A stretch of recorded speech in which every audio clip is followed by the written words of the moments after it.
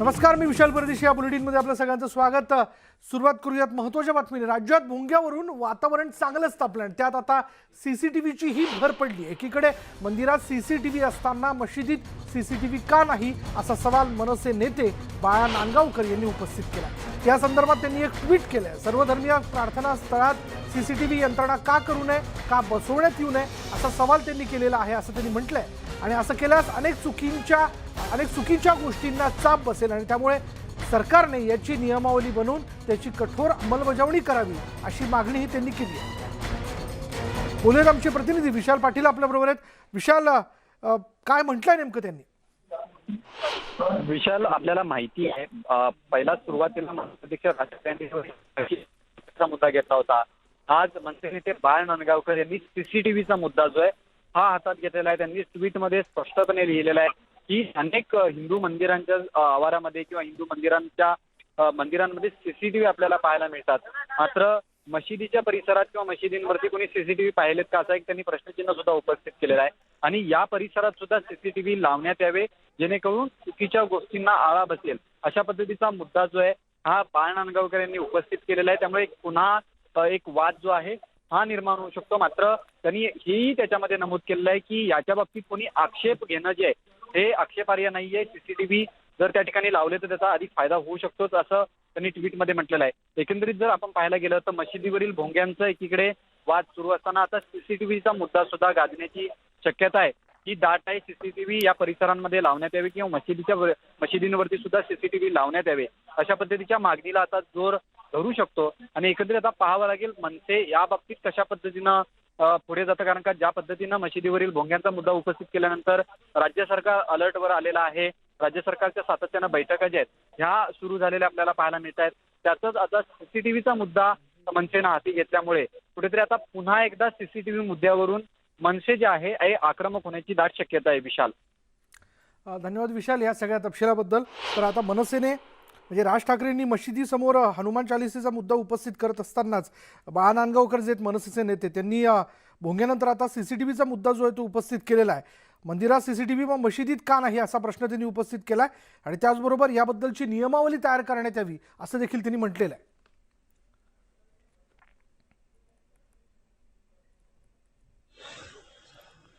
आता एक क्षणाची महत्त्वाची बातमी आपण बघतोय. बाळा नांदगावकर यांनी ट्विट केलेलं आहे. त्यांनी काय म्हटलंय बघा. एकीकडे मंदिरात सीसीटीव्ही असताना मशिदीत सीसीटीव्ही का नाही असा सवाल मनसे नेते बाळा नांदगावकर यांनी उपस्थित केलाय. या संदर्भातलं एक ट्विट त्यांनी केलंय. पुढे पाहूयात. मनसेनं मशिदीवरून आक्रमक भूमिका घेतली आहे. नवी मुंबईत कॉलेज शेजारीच मशीद असल्याची तक्रार मनसेनं केली आहे. भोंग्यांमुळे त्रास होत असल्याचा दावा मनसे प्रवक्ते गजानन काळे यांनी केला आहे. त्यामुळे प्रशासनाने कारवाई करावी अशी मागणी या ठिकाणी करण्यात आली आहे.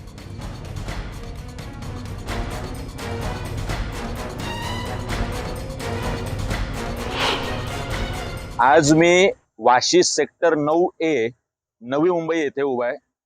माझ्या उजव्या बाजूला आपण बघाल तर नूर मशीद आहे, त्याच्यावर लावलेले भोंगे आहेत. माझ्या डाव्या बाजूला भिंतीला लागून मशिदीच्या एक फादर ॲग्नल नावाचं कॉलेज आहे.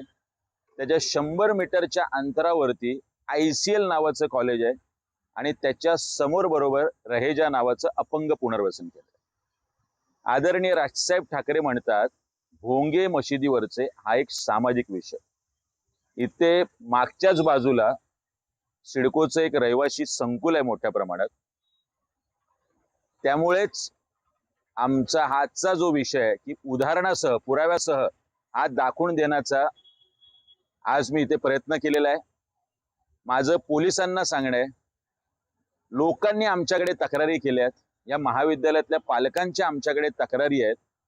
आपण योग्य ती कारवाई आणि योग्य तो विचार या विषयासंदर्भात करावा. भोंगे हे उतरवलेच गेले पाहिजे, त्याच्याशिवाय दुसरा कुठलाही मार्ग नाही. आणि याचबद्दल पुन्हा एकदा आपण बोलणार आहोत. आमचे प्रतिनिधी विशाल पाटील आपल्या बरोबर आहेत. विशाल, आता नियमांचा आधार घेऊन मनसे थेट मुद्द्याला हात घालतंय का? विशाल, आपण असं म्हणू शकतो. कारण का ज्या पद्धतीनं गजानन काळे यांनी त्या संपूर्ण परिसराचा एक आढावा जो आहे तो आपण आता थोड्या वेळापूर्वी पाहिला. खरं तर ह्या ठिकाणी जे मशिदीवरील भोंगे आहे याच्या बाबतीत तक्रारी प्राप्त झालेल्या आहेत असं त्यांनी सांगितलंय आणि याच तक्रारीला अनुसरून आता कारवाई केली पाहिजे अशी मागणी जी आहे ती मनसेकडनं करण्यात आलेली आहे. त्यामुळे कुठेतरी आता नियमावलीचा धरून ह्या कारवाई करण्यात यावी अशी मागणी जी आहे ही मनसेकडनं केली जाते. खरं तर ज्या पद्धतीनं फक्त त्याच ठिकाणी नाही तर अशी अनेक ठिकाणं आहेत कारण ज्यावेळेला शाळा आणि कॉलेजच्या समोर अशा पद्धतीचं भोंगे जे लागतात त्याच्यामध्ये सायलन्स झोनमध्ये शाळा कॉलेजेस मोडली जातात. त्यामुळे आता या मशिदीवरती कारवाई होणार का याकडे आता सगळ्यांचं लक्ष असेल. मात्र याच मुद्द्याला धरून मनसे जी आहे ही सातत्यानं आक्रमक होताना आपल्याला पाहायला मिळते. कालच्या बैठकीत सुद्धा तशाच पद्धतीचा सूर जो आहे हा बाहेर आलेला आपल्याला पाहायला मिळाला. या मशिदीवरील भोंग्यांच्या बाबतीत सुद्धा काल पुन्हा एकदा शिवतीर्थ येथे राज ठाकरे यांच्यासोबत चर्चा झालेली आहे आणि आता मनसेनं काही अशा ठिकाणी थेट ज्या मशिदींवरती भोंगे लागलेले आहेत किंवा ज्या मशिदींच्या बाबतीत तक्रारी प्राप्त झालेल्या आहेत अशा मशिदींचे मुद्दे हातात घेऊन स्थानिक पोलीस स्टेशनला जे ते तक्रारी करण्याची आता दाट शक्यता आहे. कारण का ज्या पद्धतीनं एक नवीन नवीन प्रकरणं जी आहेत ती आता समोर येताना आपल्याला पाहायला मिळत आहेत. त्यामुळे भोंग्यांचा मुद्दा येणाऱ्या काही दिवसांमध्ये अधिक तापण्याची शक्यता आहे. विशाल, भोंग्यांचा मुद्दा येणाऱ्या काळामध्ये अधिक तापण्याची शक्यता आहे. आपण बघतोय गजानन काळे जे मनसेचे प्रवक्ते आहेत, नवी मुंबईचे नेते आहेत आणि त्यांनी तर आज एका ठिकाणी असणारी शाळा, दुसऱ्या बाजूला असणारं कॉलेज आणि त्याच्या बाजूला असणारं मशीद त्यावरचे भोंगे या मुद्द्याला घेऊन म्हणजे नियमांना घेऊन ते भाष्य करताना दिसत आहेत. आपण पाहतोय की राज्यात भोंग्यावरून वातावरण तापलं आणि त्यात आता CCTVची देखील भर पडली आहे. एकीकडे मंदिरात CCTV असताना मशिदीत CCTV का नाही असा प्रश्न उपस्थित केला आहे मनसे नेते बाळा नांदगावकर यांनी. या संदर्भात त्यांनी एक सूचक ट्विट केलंय. सर्वधर्मीय प्रार्थना स्थळात CCTV यंत्रणा का करू नये, का बसवण्यात येऊ नये असं त्यांनी म्हटलंय आणि असं केल्यास अनेक चुकीच्या गोष्टींना चाप बसेल असं देखील त्यांचं म्हणणं आहे. याच विषयी बोलण्याकरता आपल्याबरोबर आहेत मुस्लिम विचारवंत शमशुद्दीन तांबुळी. बाळा नांदगावकर यांच्या ट्विटमधल्या विधानाकडे आपण कसं बघता, आपल्याला काय वाटतं? एक गोष्ट अशी आहे की मंदिरामध्ये CCTV असावं, त्या पद्धतीने मस्जिदीमध्ये CCTV असायला काही हरकत नाही. तरी पण एक मुद्दा इथे लक्षात आणून देऊ इच्छितो की मस्जिदीमध्ये कुठले आतल्या खोल्या नसतात, मस्जिदीमध्ये दानपेटी नसते, मस्जिदीमध्ये सातत्याने रांग अशी भक्तांची लागलेलीही नसते. तेव्हा मंदिरामधल्या CCTV आणि मस्जिद मधल्या CCTV मध्ये महत्वाचा असा फरक आहे. त्यामुळे मुस्लिमांना रमजानच्या काळात विरोधासाठी विरोध म्हणून करत असताना असे मुद्दे काढायचे आणि एक प्रकारची समाजामध्ये विदुष्ट निर्माण करणं हे काही मला आजच्या परिस्थितीमध्ये संयुक्तिक वाटत नाही. CCTV असण्याबद्दल विरोध अजिबातच नाहीये, परंतु काहीतरी वेगळं घडतं, काहीतरी वाईट घडतं आणि त्याच्यासाठी ते CCTV असायला पाहिजे असं गृहीत धरून जेव्हा मांडणी होते तेव्हा ठरवून राजकारण होतंय हे लोकांच्या लक्षात येते. या पद्धतीने चुकीच्या गोष्टींना चाप बसेल, जर हे CCTV बसवले तर चुकीच्या गोष्टींना चाप बसेल असं म्हणून नेमकं त्यांना काय सुचवायचंय? तर म्हणजे चुकीच्या गोष्टी मस्जिदीमध्ये अशा काहीच होत नाहीत.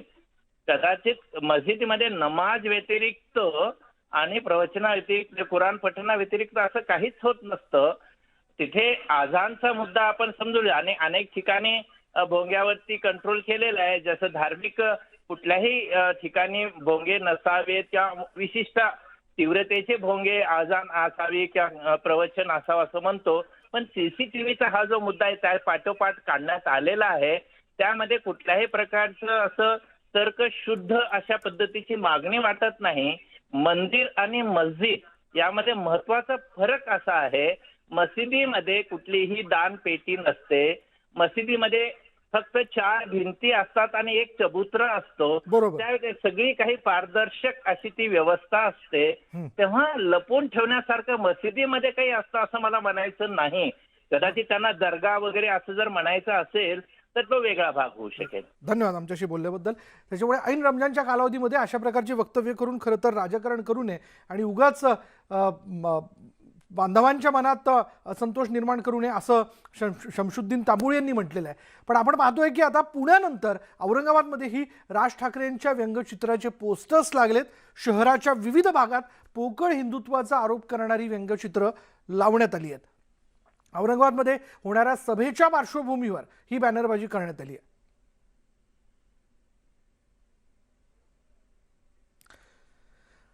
आणि आता औरंगाबाद नंतर पुण्यातही व्यंगचित्रांच्या माध्यमातून मनसेवर भाष्य करणारी काही व्यंगचित्र जी ती लावण्यात आलेली आहेत. आणि या होर्डिंग्समधनं राज ठाकरेंना प्रत्यक्ष अप्रत्यक्षरित्या टोला लगावण्यात आलाय. औरंगाबादमध्ये मनसे अध्यक्ष राज ठाकरेंच्या सभेला विरोध दर्शवण्यात आलाय. राजकीय पक्ष संघटनांकडून जिल्हाधिकाऱ्यांना पत्र देण्यात आले. सभेला परवानगी नाकारण्याच्या संदर्भात निवेदन देण्यात आले. दरम्यान सभा घेतल्यास शांतता भंग होण्याचा आरोप करण्यात येतोय. तर दुसरीकडे मनसेची या सभेसाठी जोरदार तयारी सुरू आहे. मात्र सभेसाठी या ठिकाणी तयारी सुरू होत असताना, तयारी केली जात असताना सभा ही होणारच असा निर्धार देखील मनसैनिक व्यक्त करताना दिसत आहे.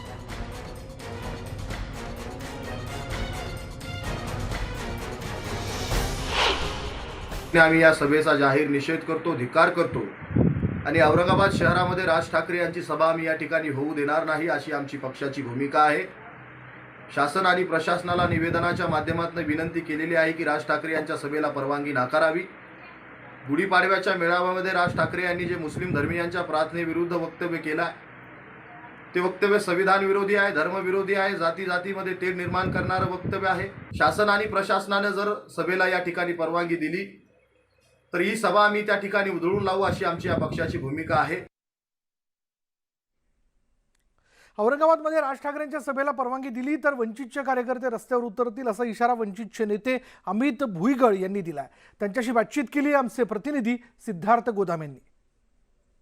येत्या 1 तारखेला राज ठाकरे यांची सभा होत आहे. मात्र ही सभा होण्याआधीच मोठी वादग्रस्त झालेली आहे. अनेक विरोध या ठिकाणी होत आहेत. अनेक संघटनांनी विरोध या ठिकाणी केलेला आहे. जवळपास 7 ते 8 छोट्या मोठ्या संघटनांनी विरोध केला जरी असला तरी वंचितने या ठिकाणी विरोध केल्यामुळे या विरोधाला थोडं गांभीर्य आलेलं आहे. आणि माझ्यासोबत अमित भुईगळ आहेत, वंचितचे नेते. दादा, का विरोध करताय? तुम्ही निवेदन दिलेलं. काल आम्ही माननीय पोलीस आयुक्त निखिल गुप्ता साहेबांना काल भेटून निवेदन त्या ठिकाणी दिलं आणि आम्ही त्यांना या ठिकाणी सांगितलं की 1 तारखेला जी सांस्कृतिक मंडळावर सभा होणार आहे त्याला आम्ही विरोध केलेला आहे.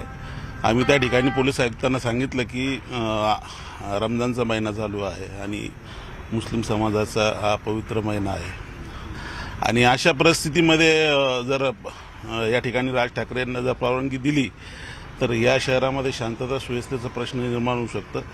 औरंगाबाद आधीच एक सेन्सिटिव्ह शहर म्हणून ओळखलं जातं आणि आपण मुंबईचं जर त्यांचं वक्तव्य बघितलं तर अतिशय बेताल वक्तव्य त्याला म्हणता येईल.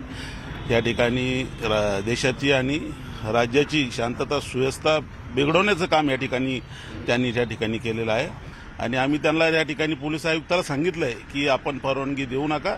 परवानगी दिली तर वंचित बहुजन आघाडी सुद्धा रस्त्यावर उतरून विरोध करेल. आता राज ठाकरेंच्या सभेमुळं किंवा राज ठाकरेंच्या वक्तव्यामुळं औरंगाबादची कायदा सुव्यवस्था बिघडू शकते अशी भीती या संघटनांना वाटते आणि काही प्रमाणात नागरिकांच्या मनात सुद्धा ही भीती आहे.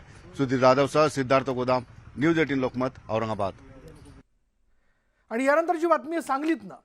आमदार अमोल मिटकरी यांनी राज ठाकरे, देवेंद्र फडणवीस यांची मिमिक्री केल्याचा व्हिडिओ सध्या समोर आलाय.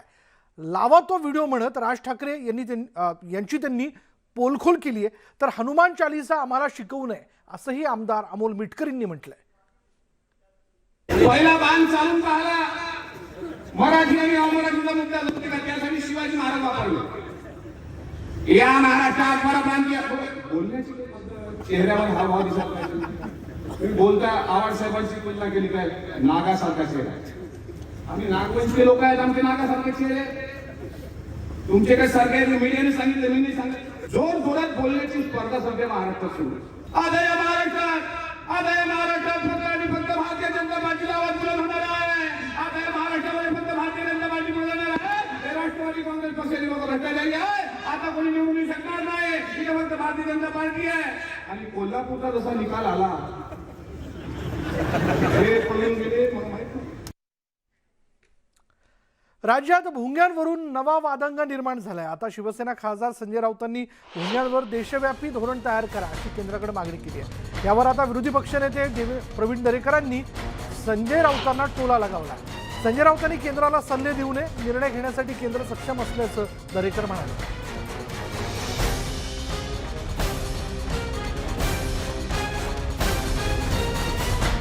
आता जे काय राजकीय भोंगे वाचतायत हिंदुत्वाच्या नावाखाली, हे जे काय ढोंग चाललंय भोंग्यांच्या संदर्भात, हे ज्या प्रकारे सुरू आहे त्याच्याविषयी मला एवढंच म्हणायचं आहे सध्या की महाराष्ट्रात ठीक आहे, सरकार आहे, कायदा आहे, ते पाहतील, पण या संदर्भात भोंग्यांच्या संदर्भात एक नॅशनल पॉलिसी, राष्ट्रीय धोरण, नॅशनल पॉलिसी बनानी चाहिए मोदी सरकारने. केंद्राने काय करायचं या संदर्भात या देशाचे पंतप्रधान नरेंद्र मोदी साहेब सक्षम आहेत.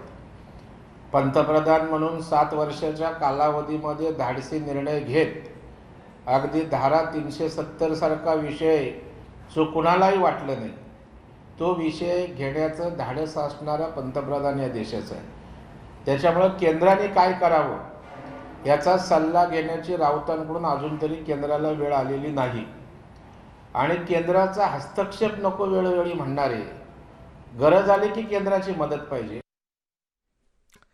पुढे बघूयात 100% डिजिटल बसचा शुभारंभ जो आहे तो थोड्याच वेळात ज्या एका सोहळ्यामध्ये करण्यात येतो. पर्यावरण मंत्री आदित्य ठाकरे या कार्यक्रमाला उपस्थित आहेत. ते बोलतात, थेट जाऊयात. पेट्रोल डिझेलचे आहेत त्याचे आता भाव परवडतच नाहीत आपल्याला, पण सीएनजीचे बसेस आहेत, 386 बसेस आपले इलेक्ट्रिक आहेत. आणि पुढच्या काही काळामध्ये मला वाटतं 2025 पर्यंत, 25 ते 26 पर्यंत आपण हेच पकडून चाललेलो आहे की आपल्या मुंबईमध्ये पब्लिक ट्रान्सपोर्टला जर आपल्याला जास्ती वाव द्यायचा असेल, जास्ती फोकस करायचं असेल, जास्ती लक्ष द्यायचं असेल तर मुंबईच्या BST साठी आपल्याला कमीत कमी 10,000 बसेस आणणं गरजेचं आहे.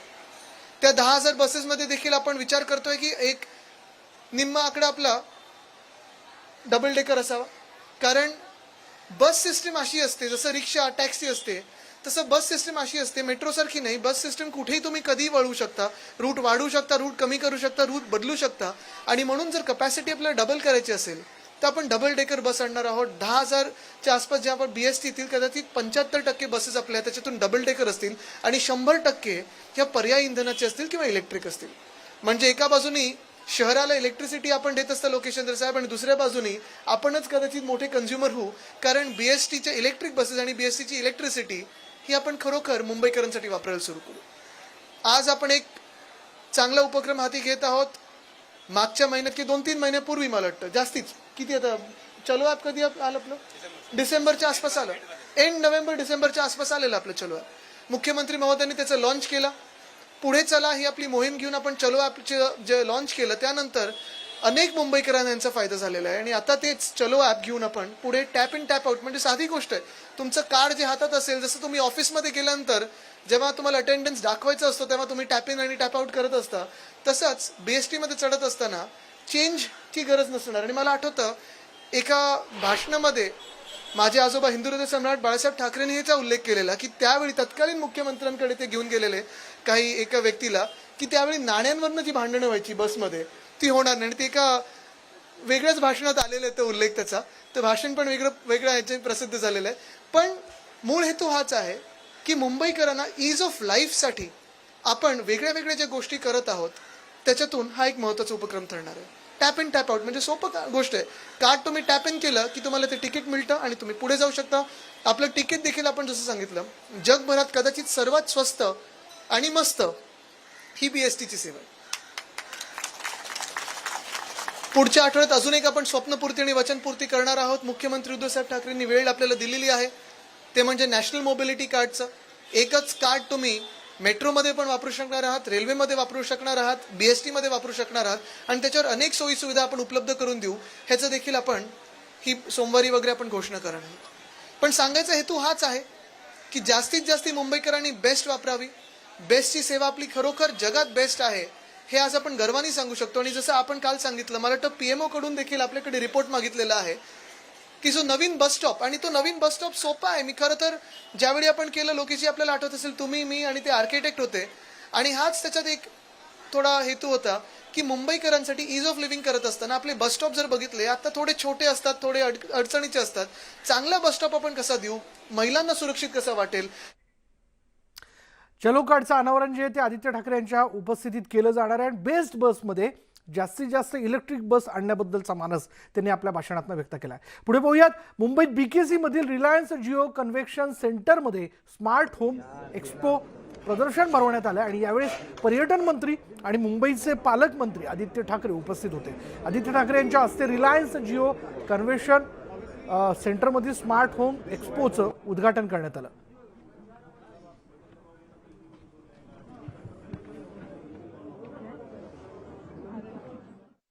पर्यटन मंत्री आदित्य ठाकरे आता आपल्या सोबत, आपण त्याशी बोलूया. आज तुम्ही एक्सपोचं उद्घाटन केलेलं आहे, मुंबईकरांसाठी किती चांगलं ठरलेलं या स्मार्ट होम एक्सपोचं आज उद्घाटन केलं. मला वाटतं एक मुंबईकरांसाठी एक आनंदाची गोष्ट आहे की असे एक्सपोज मुंबईत होत आहेत. अजून एक महत्त्वाची गोष्ट म्हणजे आपण बघतोय मुंबईत वेगळी वेगळी घरं बनत आहेत. अनेक चालना चांगली मिळालेली ह्या पूर्ण रिअल इस्टेट इंडस्ट्रीला. गेल्या 2 वर्षात आपले जे निर्णय झाले असतील, मग प्रीमियमवर असतील, स्टॅम्प ड्युटीवर असतील, 10 वर्षाची मंदी मोडून ही इंडस्ट्री तर पुढे येत आहे. घरं बनत असताना काही महत्त्वाच्या गोष्टी असतात, जसं ऑटोमेशन असतं, बटन्स असतात, इलेक्ट्रिक काही हे असतं. त्याच्यासाठी हे एक्सपो खूप चांगलं आहे, कारण अनेक लोकांना ह्याच्यात इंटरेस्ट देखील असतो. क्या खासियत है सबकी?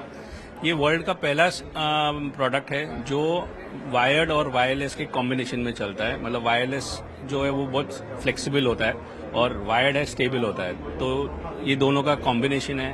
ये पूरा मेड इन इंडिया प्रोडक्ट है.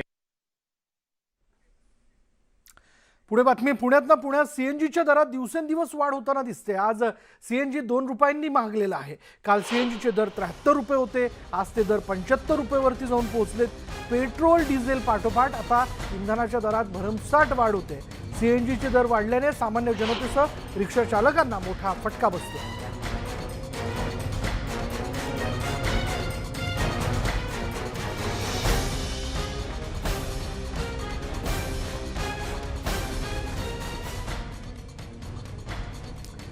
पुढे सीएनजीचे वाढते दर जर आपण लक्षात घेतले तर यामध्ये लक्षात घ्या, तारखेप्रमाणे 6 एप्रिलला हे दर 6 रुपयांनी वाढले. सीएनजी गेला 68 रुपये किलोवरती. 13 एप्रिलला हाच दर गेला 5 रुपयाने अधिक वाढला आणि तो गेला 73 रुपये किलोवरती. आणि 20 एप्रिलला म्हणजे आजच्या दिवशी 2 रुपयाने ही वाढ झालेली आणि आता हा दर गेलाय 75 रुपये किलोवरती. जी लोक पेट्रोल डिझेलला पर्याय म्हणून सीएनजीचा फॉर्मॅट आपल्या वाहनांमध्ये वापरतात, ती व्यवस्था खरं तर करून घेतात, तांत्रिक बदल करून घेतात, त्यांना देखील आता ही चिंतेची बाब असू शकते.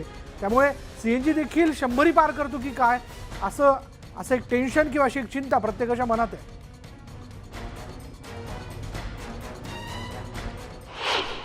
बघतो आपण की कशा पद्धतीने इथे रांगा लागलेल्या आहेत. ही परिस्थिती आणि हे चित्र नेहमी बघायला मिळते की कारण पुण्यामध्ये सीएनजीचे पंप खूप कमी आहेत आणि अशा परिस्थितीत मागच्या 2 महिन्यात तब्बल 13 रुपयांनी आतापर्यंत वाढ झालेली आहे. काल रात्री जी वाढ झाली ती 2 रुपयाची होती.